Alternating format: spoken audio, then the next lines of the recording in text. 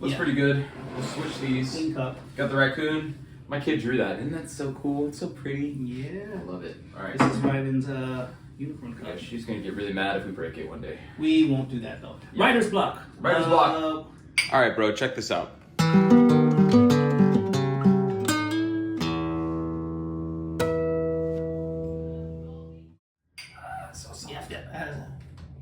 Beautiful. Let's pick up where we left off. Yes. Let's jump right in. Jump right in. Hopefully you watched the entire episode last time. We would encourage you to do that. Watch the entire episode because there's a lot of different thoughts that take fleshing out. You know, we're trying to have like a discussion. So And you're right. timestamps up. This seat sometimes is like way higher. It's not fair. Wait, there. All right, there we go. Did I go up and you went down? But it looks good. There we go. We're good. So yeah. So check that out. Again, you know, we're here to learn too, but I think there's some basic objective truths and objective components to building good characters that people look over when they're trying, and they get too caught up on like, I'm building a blank female character or I'm building a blank male character. And we're going to talk about building male characters too. We thought it was interesting because we're both dudes, right? We're dudes. We're dudes. Sometimes in our books there's females, so we have to try to write them even though we're not females. How is it possible? And here's how. Yeah, so we talked about that. And we want to get into slightly, what would you call the territory? Choppy waters?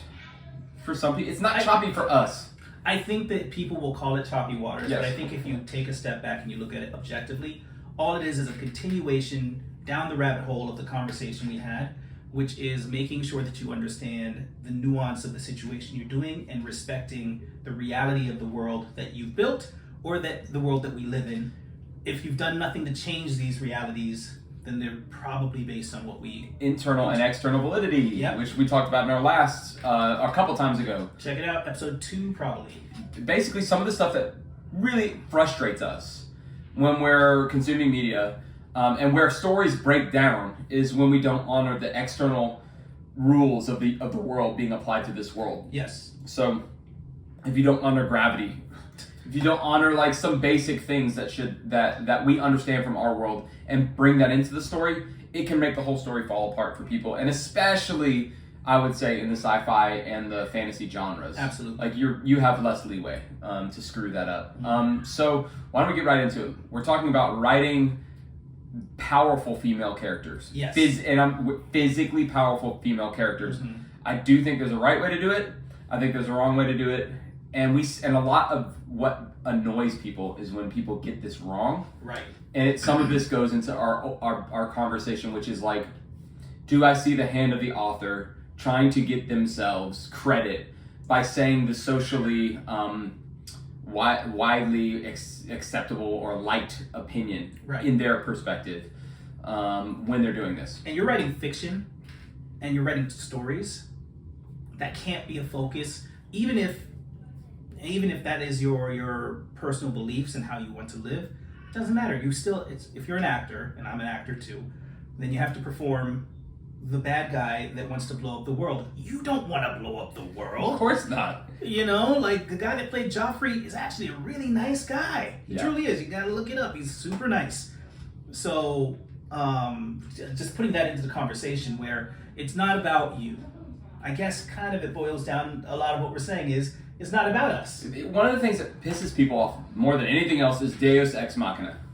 Right? That's the term. All writing people, y'all have heard this a million times, and it just means the hand of God steps into the story and saves the people without a good explanation at the end, which is just kills the third act of the thing that you're writing. But this is kind of similar. Like, you don't want to see the hand of the author stepping in to set things up either. Yes. So, I don't know. We've got a couple different characters that we've written. Again, we're going to mostly stay away from characters, even though there's one that I have to talk about.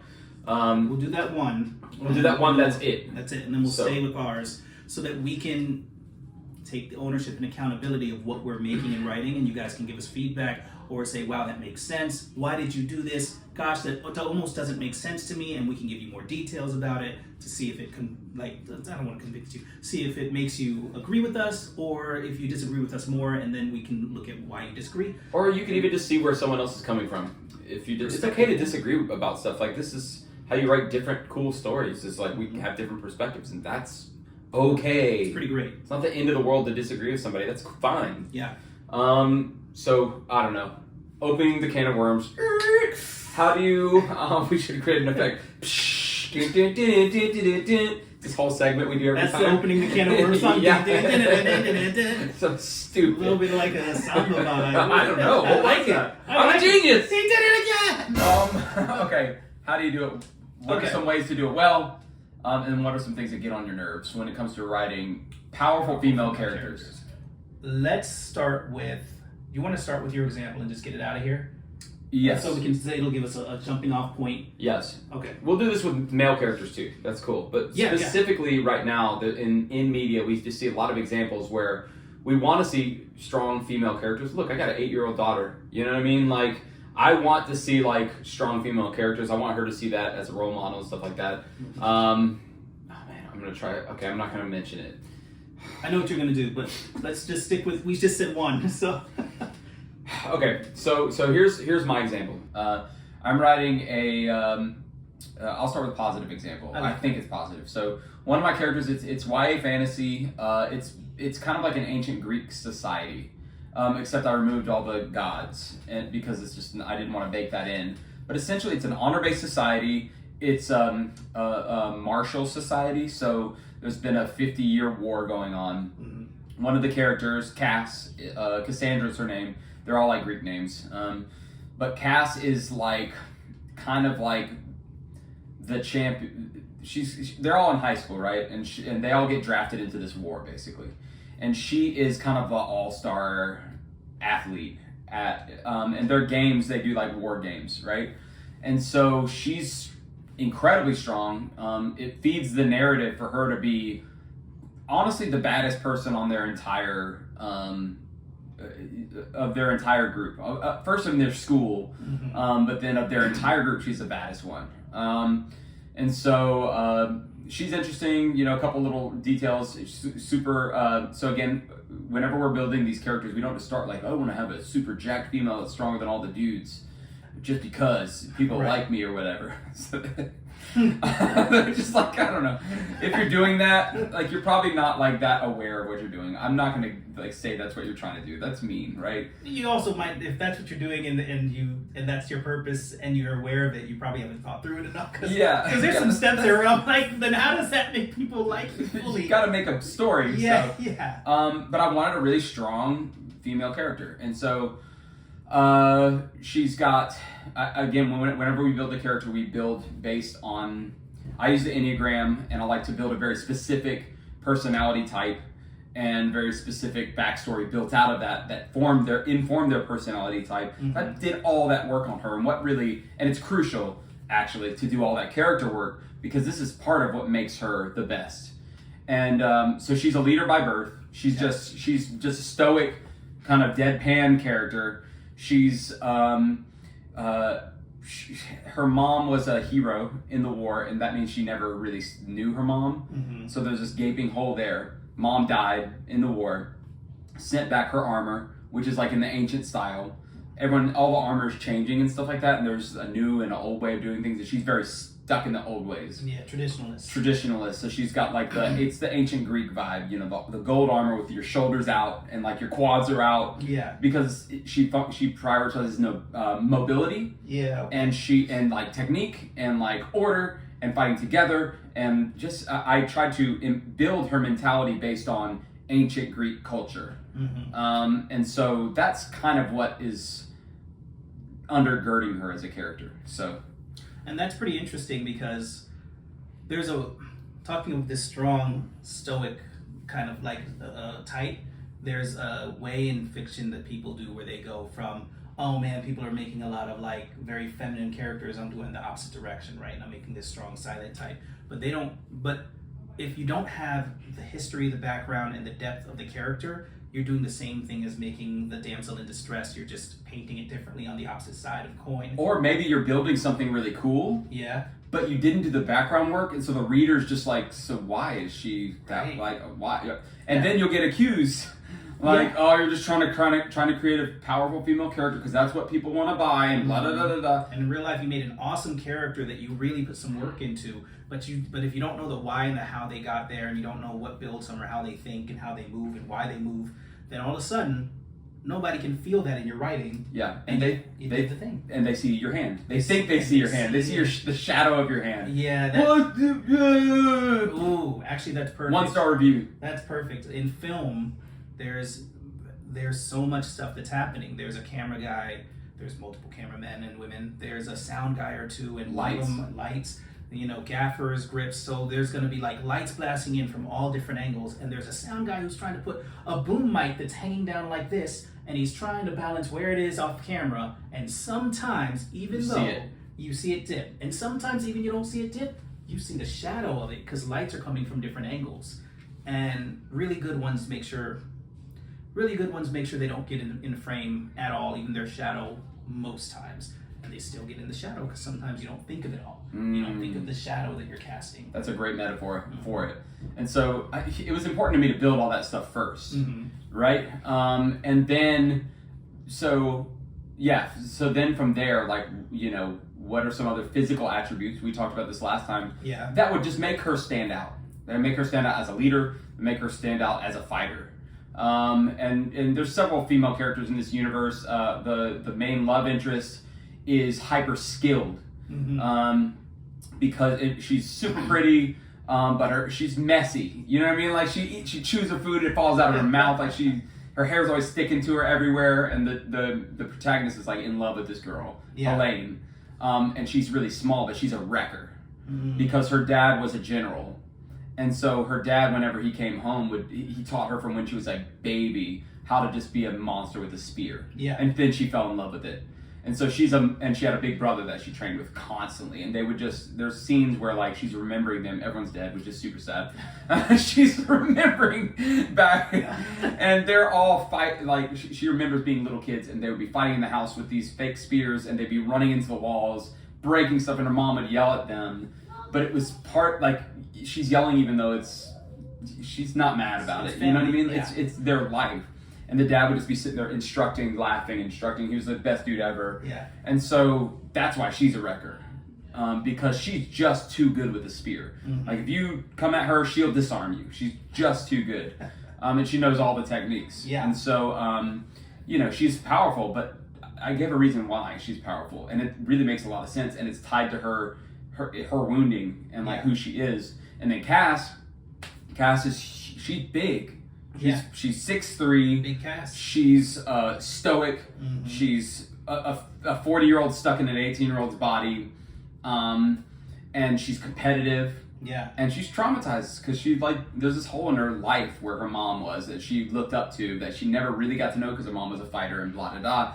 And then she looks just like her mom. So everyone just says, oh, you look just like your mom. That's all they see is their mom whenever they see her. And so that's all she sees unless she can look past herself. Which she can't. She can't. She's 18. She's a kid. Yeah. And so all that comes together in her to make her... all she does is practice. All she does is try to get selected for the military, which is a hard process until... She prove herself. Correct. And that because she's trying to get herself selected, that's all she does with all of her spare time is try to earn that. And it's probably fed by her father. Probably either can't get through to her or supports this push. Yeah. And so, like he's not even in there. I don't know if he's dead or what. He's not, because it's all about what she lost. And what interesting writing! Her loss affected her so much that, and possibly even the husband, that they are not really even in. There's no need to touch on it. You know what I mean? Like she's functionally an orphan. Yeah. Whether she is or not. And so we built when we do this. I built all this psychology into the character first. Yeah. And why? So let's get into this. She goes toe-to-toe with the other high school's champion, right? To see who's the best of all the new selectees, right? And he's a dude, and he's big, and he's hyper-functional, kind of like her. He's always got his head shaved, and shaves like every night for like an optimized like helmet seal. Like he's got a unique fighting style, which makes him very difficult to deal with because he's more new school. So he fights with a long sword, even though she has to start with a spear. If you get into, I'm a nerd. It's really cool. It helps with the dynamics of the book if you're into that stuff. But she's into spear, But the first chance she gets to get rid of that freaking spear and jump into your ranks in close with the short sword, with her mom's sword, she just goes crazy on people. That's her style. She wants to get in close with that short sword like a Roman soldier, and just go to town, where she's in too close for you to even counter her with a spear. So the second she duels, she's gonna go to the short sword, right? Right. And so her with the short sword, which is a disadvantage against this dude Flavius, who is like, he's a freaking Roman, who eats and breathes and craps working, military life too, and he's bigger than her. And so you may ask, well, why does the female character have to have all this backstory to be able to stand up to the guy? Well, I mean, I think, just if I can jump in real quick, I think that if you saw man to man or man to woman especially, there's a difference even when you're looking at them. Fun conversation. Yep. Why do I need a lot of backstory to explain why I'm standing up to the rock? Well, if I put it like that, everybody watching's like, because you do, Mark. Because he's bigger than you. Because he's bigger than you. He's got a lot of testosterone. Yeah, he's got a lot of it. Here's the thing, I'm from the medical field, like I'm a physical therapist. Testosterone is a heck of a drug, buddy. Heck of a drug. It is. If you're going through puberty and you hit and you have testosterone, it changes everything, and it's not fair, and it's a chemical, and it's a heck of a chemical, and it's why people take it. Yeah. Like, I want more. You know what I mean? Like, I will sleep less. Yes. I'll be less tired. Like, I'll be more jacked. and I'll be throwing up way more weight. It just makes you stronger. It's just not. And so, like, it's not about who's better than who. It's just like honoring basic biochemical realities. And so, yeah, why does she have to be better? Do all this? Well, all things equal, Flavius is twice her strength. Yep. Because they're essentially the same size, and he takes this stuff just as seriously as her. So I have to make it realistic why she should be able to beat him. And if she manhandles this dude physically, I need a reason for it. So here's what happens: they fight. He's really good, and he's got the reach advantage, so he's being kind of cheap and winning with the long sword versus short sword. And like when he's looping, because that's how you fight, it'll hit her sword and drive it back. Right. To where she hits herself Centrifugal force. at one point, and that loses a point. 3 points you lose, unless you KO the other person. Or you do an obvious kill shot. Right. But they're holding back, right? So he's up 2-0, and it's a good fight. It's a fair fight. And here's how she beats him. She recognizes his looping pattern. And he's getting cocky and being a tool because he's a freaking high school kid. Yeah. Like, my sword is longer than yours. This is just jerk stuff, right? Again, I'm being realistic. Yeah. She recognizes his pattern, dips in too close, and gets into a grappling stance with the dude. So but he doesn't know how to grapple because he doesn't grapple. Need to. And she does, because in her, in Greeks versus later ancient Greeks that are more mobile in their armor would be better at grappling than just some knight in a tin can, right? Sorry. So once she's got that grappling stance, she's big. She's 6'3". She doinks him on his head and does a judo throw, doinks him on his head. He gets KO'd, and then she picks him up and she's like, it's savage because she's treating him like a little kid. She's like, she's like, you okay, little guy? And he's like, did I win? She's like, oh, sweetheart, no, you didn't. And everyone's like, yeah. So someone may read that scene and be like, oh, so she just body slams him. I set all that up on purpose. Yeah. And I set it up in a very realistic way. And I had to do that because he's stronger than her. Because you're told otherwise, you have to honor the strength differential that would be there. Right. How does a weaker person in anything, man or woman, win? The answer is with their mind. That's where it all comes down to. And she's stoic, she's focused, she's smart, she's balanced in her approach. Yeah. So she's more mobile. You don't have to be smarter to win with your mind. But you are using your mind. It's like you're using your understanding, your experience. It's everything that you wrote in that built up to her winning that fight. Mm-hmm. And he wrote stuff for the other guy too, for Flavius. Everything that he was built up to him winning at the beginning. Mm-hmm. It's the same thing. It wasn't an arm wrestling contest because Flavius would have won. Yeah. He's bigger. She would beat me, it sounds like. She'd kill me. Crush me. And she'd kill the protagonist. So the protagonist is a little dude who like doesn't have a lot of confidence, Right. like, and she kind of has her arm around him half the time, kind of patting him. Yeah. You know, you can do this, like, kind of have focus and blah da da. You know, because because he got selected and he wasn't expecting to get selected, and she always was. She's like, this is my destiny, you know, and so all of that feeds in, and I hope you see how that makes a well-rounded like approach, and that's not, again, gratuitous is almost the right word for it, because people will gratify themselves or gratify a mentality or an approach and just not do due diligence to basic differences. And so it's okay to note that there are some differences. Yeah. And it's okay to make the outcome what you want it to be. Yes, just you have to find a way for the best of the story. To the story that makes sense for the story and the characters. I'm going to give another example, and actually I was going to say another character from Last Symphony. Do it. I'm going to do a character from another book that I'm writing that I'm not going to give the full title to because I really like it. So I'm just going to say the first part of it is named Redacted. That's actually the first part of the title now. And then everything else that you know about it is there too. Okay. And so I'm going to tell this part because it's about using powers. Okay. So in this book, people have hero powers. And there's a character called Raven Girl, and she's like one of the top heroes, super well loved and super well liked. We go into her background, you know, we see how the world sees her, we see how she sees herself, and she's losing herself to the character personification that she's putting on screen. She gets herself in a situation where it would be better for her to run, and she might even feel like running, but she won't run. And she's being attacked by lots of people, and it's a pretty cool scene for her. And she's winning because she's super powerful. These guys are bigger than her. She's like, you know, an average sized woman in America-ish kind of thing like that, or wherever. I haven't really even, like I said, I'm 30% into the book. Whatever, so 5'8", you know. Yeah, I haven't really gone too much into it because it didn't really matter. It's just kind of like that matters in different contexts of the book actually, but not to this. Just call her an average woman. She's nothing too intimidating. She works out all the time though, because she's a hero inside of a society where they value that a lot. And she's fighting guys that are like The Rock, lots of them, and she's winning. Once she's kind of thinking it through, she's not really as tactical as Cass, to be completely honest with you. But she's got superpowers. So like, you know, it's the same thing. The difference of testosterone, cool. It's the same. Think of testosterone as another power system in your society. You don't have to feel like it's something that like, oh, I don't want to pay attention to. You have to pay attention to it.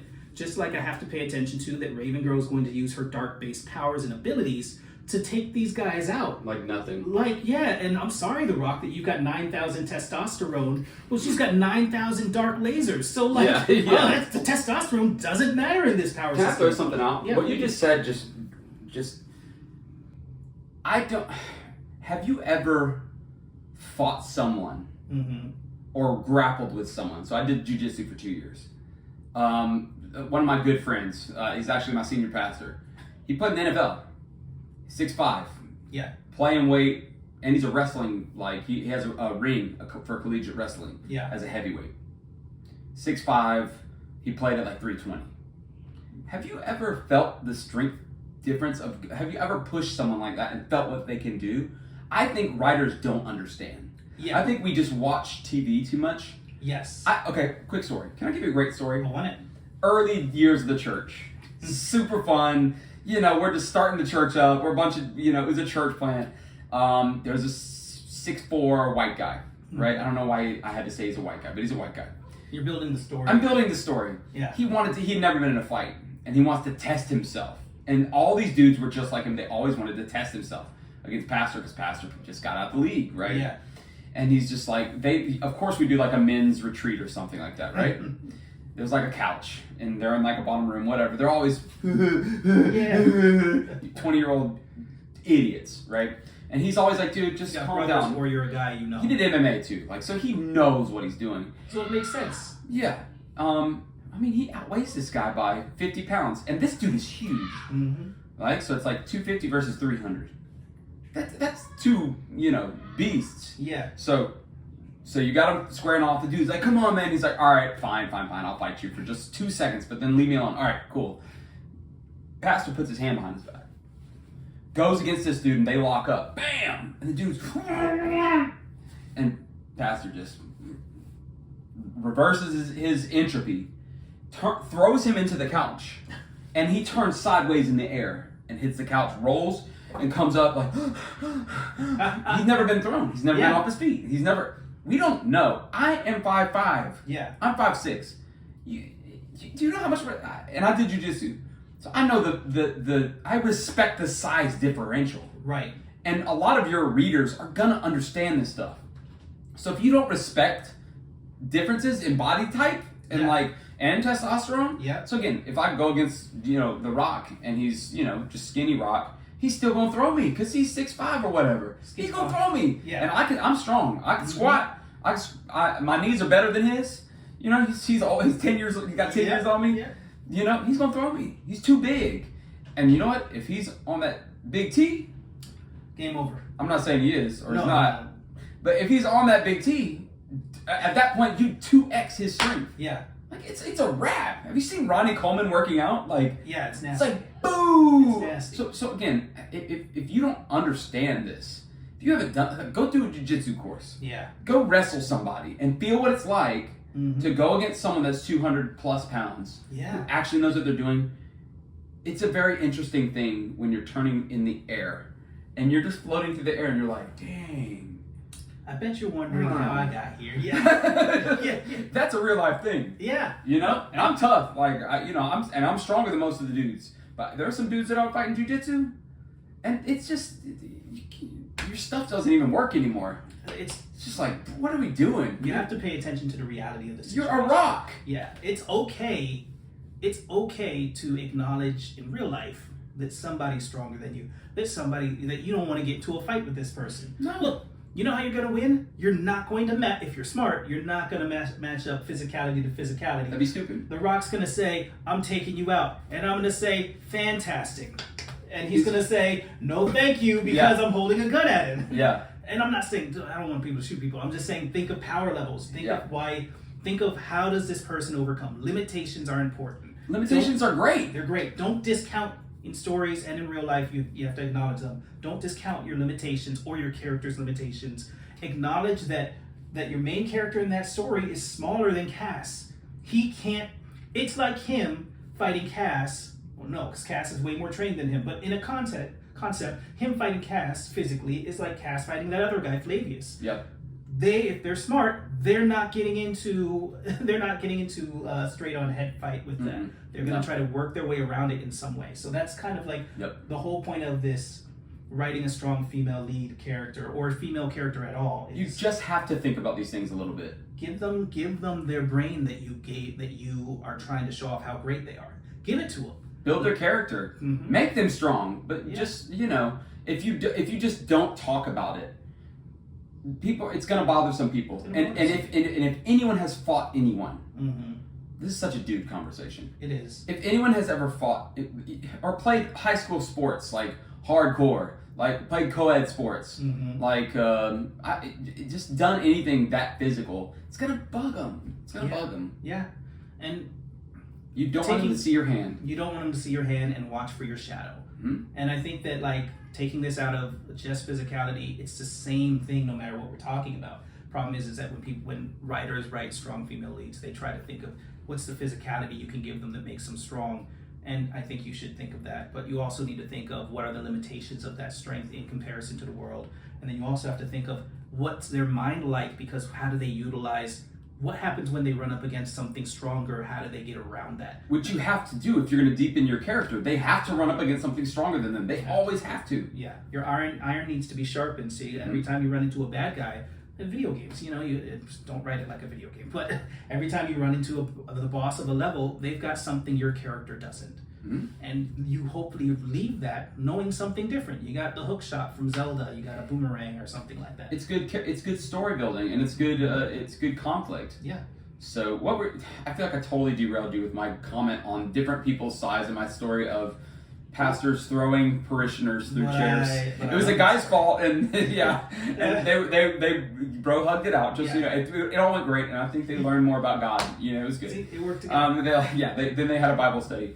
So, you were talking about one of you, and that's one of the things that we can talk about too, like the mentality of like the male mentality versus the female mentality. That's something to count too, because you can create fantastic conflict or fantastic camaraderie from it. And I think that if you've got male friends if you're a female, or guy friends if you're a girl, or vice versa, or the same thing, you can confirm that in saying like, wow, the way, if you've got a brother and a sister, in general, the way that you hang with your sister and the way you hang with your brother are going to be different. And that's such a good way to break it down, because I think that gives handlebars for folks who are trying to write, because you have a different type of camaraderie. And your value systems aren't different.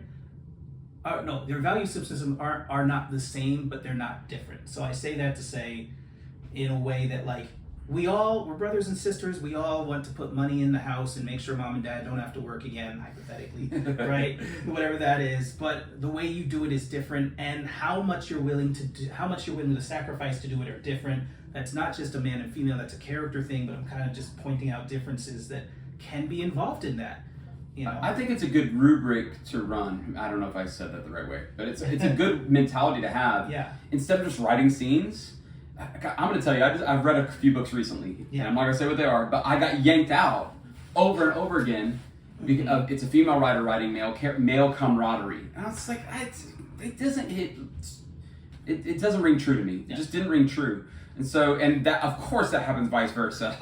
Of course it does. And so I'll say two things on that. The first is I love what you gave us, which is like, don't just write and just do it. Because if you apply the same mindset to everything, you're going to just apply what you know. Right. And you might miss some basic, obvious stuff that may be a little bit different with how characters interact with each other. And so it's a cool idea to say, how would I have this conversation with my sister versus how would I have this conversation with my bro versus, and maybe, I run past that scene with my wife to just pick her brain, or have several female beta readers, and I point to this and say, this is a female like bonding thing, and am I getting it?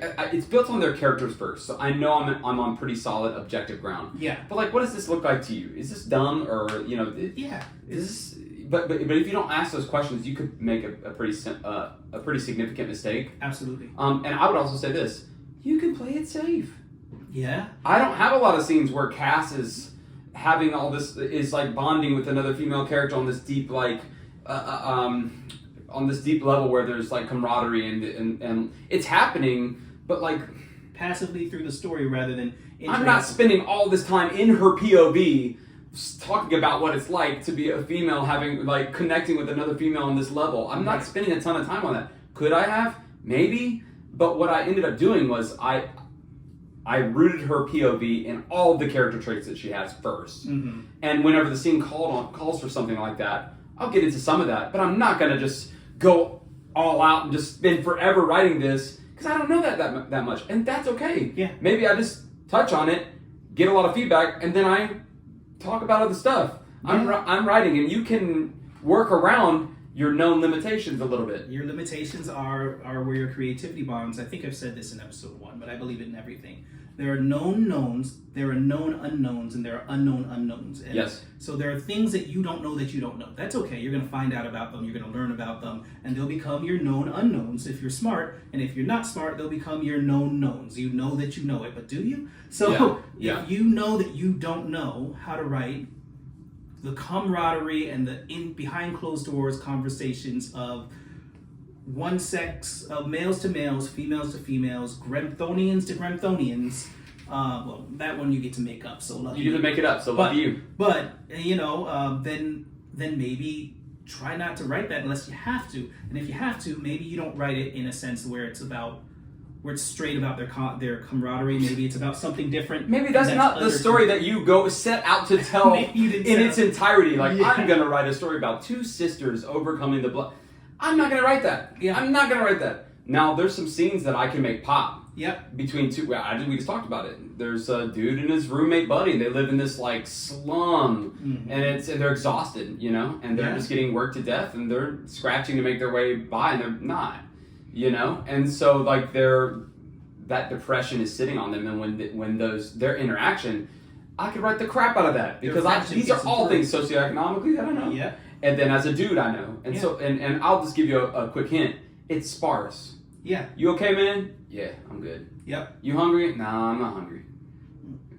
Yeah, I know he's hungry because like we just worked out. So, do we got any food? Or we're almost out of food. Well, I'm gonna give him some extra portion, you know, but I'm not gonna let him see that, you know, I gave him more than me because that's the stuff that I just right. Yeah. So I can write a whole book on that because it's so great. Because you understand it. And if I want to set out and write that other book, I probably shouldn't. Probably shouldn't. Yeah. Look, it goes and it comes out of. Even from a male-female thing, it comes into a little bit of a culture thing. But Sam, I don't know if Sam is like, I think you're capable. I don't know if you're qualified to write about two inner-city black kids overcoming racism from the police. Well, if I'm not gonna write it. This could be a great story. I don't know. I want to learn. Yeah. I want to learn. And there's going to be elements of it in my story. Exactly. But you better believe I'm going to seek out feedback for that. Right. So you understand, it's what you just said. I got to know what I don't know.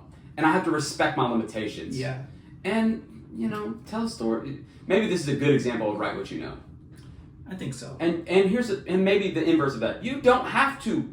Yeah, that's write what you don't know. Yeah. It's fine to run into a place. Just use your creativity. So I think kind of that the overarching thing is understand all things in this world and the world that you're making this is fiction. They have to live in a power system. The difference in size of a character is a power system that you have to pay attention to. It's an external power system you have to honor, and if you don't do due diligence, people are going to have questions. Yeah. And they deserve to. And they deserve to, and maybe it's a subsection of your readers, but that subsection of readers will always get loud if you persistently do the same thing. They want to see you learn. You know, so try your best to, like us, we're still learning, sidestep or understand and walk through the door correctly of things that you know are running into, and that's going to be hyper involved in writing male or female characters because people care because people are people. Yeah. People, and they deserve to care, and you deserve to care too, and your story deserves it, and your characters deserve it too. What I would just say is I'm not, and this is not what you're saying. Yeah. We're not scared of what, you know, making somebody mad. You can't write like that. No. You can't write like that. And so that's not what you're considering. I want to get it right. Yes. Because I want to do a good job. Yeah. Because I want my story to check all the boxes when it comes to internal and external validity. Because you're not going to spend 30 days or 30 years writing a story that you've let your shadow be seen through the whole thing. Yeah. Mm-hmm. That sucks. Yeah. What a waste of time. Like, you're going to end up being like, I could have done so good. This could have been the best novel ever written. And instead, they see my hand, and then sometimes when it starts feeling right, they don't see me at all, and then they see my shadow again, and it just keeps pulling them out of it. So when I've got 1,000 pages, I don't write 1,000 pages. I got 1,000 pages of this epic. Don't do it. But 3 books. Yeah. Well, shoot, you've got a Brandon Sanderson epic 3-book series of these amazing stories and characters that is diluted with the fact that they keep on seeing your hand and your pen all in the pages. Mm-hmm. In which case, you don't have an epic. You've got a cool kid story. Yep. And you'll run out of juice if you're carrying too much and you're too afraid of what everyone thinks. Yeah. And we're writers, we're creators. Like, is there any place in society that people can still kind of talk about these topics in an interesting way? I think it has to be the last thing to fall will be just creators who are writing stories. Well, they always try to take down creators in history and have creators bend to what they want to do. Mm-hmm. Painters back in the Renaissance were blasted a lot for painting a certain way. Mm-hmm. You know, you don't like human beings dislike truth. Now, I don't like your truth. I like objective truth personally, and I think it's important to write with objective truth. And then when you write from characters' perspectives, you write subjective truth. And so it takes a little bit of soul searching to get yourself to write something that maybe you're like anything. You have to take any kind of bias you have, put it through a filter of but what is gravity? And what is this actual thing? Because if you don't honor, like you're saying, these realities of life, gravity falls down, big person stronger, long leg person's faster generally, or runs longer at least. Cass runs longer than everybody else because she's just got long legs. She just runs. So if you don't respect these realities, person that shoots death lasers from their eyes is a better superhero or a more dangerous superhero or bad guy than the guy that throws knives, because the guy that just ask Batman. Just ask Batman. Plot armor is the strongest superpower in the world. I love Batman, but the guy hears Superman's heartbeat from space, or Batman's heartbeat from space. Yeah, and you're telling me like he's no way. Like you. I don't care how prepared you are. Superman needs to be just 4 degrees smarter, so he could just be like, well, I can still see you from here. 4 degrees meaner. 4 degrees meaner. Yeah. But and I guess the last thing we could say, we're kind of winding down, but I think the last thing we could say is one of the cool things about fantasy and sci-fi is that you can create new rules and play around with these relationships. Yeah. If I forget what it is, one of Brandon Sanderson's books that I haven't read yet, I think it's Way of Kings. I think there's a power system where the armor basically makes you so insanely powerful that as far as male female strength physical differences go, it doesn't exist. It's utterly meaningless. Cool, you can do that. But so you can build any kind of system that you want, or if there's a superhero system, you can build that, and that's one of the cool things about fantasy and sci-fi. And then you're honoring your internal. You've created the rules of your internal story. Yeah. To where everyone's like, okay, I'm with you. Like that's most of what I want is like I want to go with you. Right? Yeah. Make a way for me to go with you. I want to go with you. In episode 1 of Writers Bloc Convos, we said, if you're writing something, then you want people to say, I understand Superman flies, let's continue. And that's kind of the same thing we're saying here. Yeah. We want to get into your book, not just us, we want you to get to our book. Everyone wants to get into your writing and say, I understand this works. Let's move forward. Yep. And you need to give them a reason to understand it. You can't say it works because I said so. You don't say that to your kids too often. If you are trying to have them understand the world, if you want them to just do what you say and shut up, you say it. If you want them to understand the world, you explain why it works this way. Or, if it's good writing, you explain it in a very creative way. And you have to know what you need to explain. You have to know it, So there it is. I think we can keep talking about this, but I think we've kind of said it. You want to end off and do some fun things real quick? Ooh, yes. Yeah? Okay. You go. You shoot. I'm going to check our little timers and stuff. Hey, let me check. I think I'm good. You're good? I am... My power's dying, but I'm still rolling. Beautiful. That's good. I'm not rolling. So I think you're the winner for this one. Winner chicken dinner. Okay, let's do some fun ones and just real quick. So, fun ones. Let's say, what about something like world building gone wrong? So when have you started writing a scene that you despised writing, and then you ended up loving it? Oh, world building gone wrong.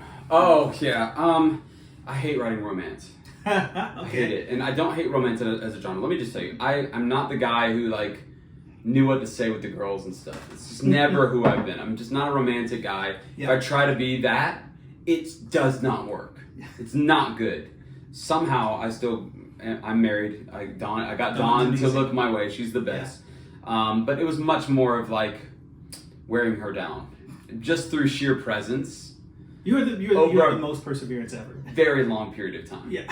So just every time I go to church, he's there. Every time I go over here, he's there. And I wasn't stalking her, but just our lives overlapped, and I'm a consistent person. And right. So I had to write a little bit of romance between some of the characters in this YA fantasy novel. Mm-hmm. And it was so painful. it just feels icky, and all my insecurities are coming out because I'm putting myself in this situation. Okay. Forced myself to do it.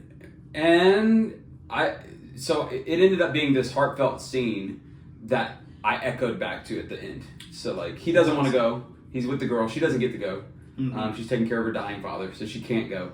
And she wants to because she's a beast. Mm-hmm. She wants to she's he's gonna die if I'm not there to help him out. It's the Hellenian girl with the spear. Yeah. So and he's just man, I wish I could just freeze time. They're watching a sunset because they're childhood friends. And he's scared to make that step because he doesn't want to ruin what they have. But they're both grown up, you know what I mean? He's like, oh my god, she's so pretty. I think every guy or girl, or every other guy or girl has like this exact feeling of being like, we'd be so good together. But I'm scared. I don't want to ruin it. So he's like, I wish I could freeze time, like, and because then I would never have to face the future. Yeah. And so at the end, they're like, it's kind of like a recap. Spoiler alert, they both live. And basically she's like, aren't you glad you didn't like freeze it? And he's like, yeah, like, because then I'd have to do all that crap again. You know? And she's like, well, the right answer is because I'm here with you now. Like second place answer. Yeah. He's like, yeah, that's good. Yeah, you're right. So anyways, that was hard to write, but it ended up being that scene that you come back to by the end, which is nice. You want to have some circularity and like some callbacks and stuff. I love that you ended up liking it so much that you came back to it. Yep. You know, like you didn't. It was painful to write. Yeah. And now you love it. I love it. How about you? This one's for a completely different reason, but actually, it's in the book we're writing now. Okay. I'm really enjoying this, but watch our talk that we're gonna have like pretty soon here, or next Mr. Perfect Man talk. November challenge, writing challenge, writing a novel in a month, and it's happening. It's happening. We're doing it. We're like 25,000-ish words in, and it's the 8th of November, so we're killing it. But anyway. All right, bro. Check this out.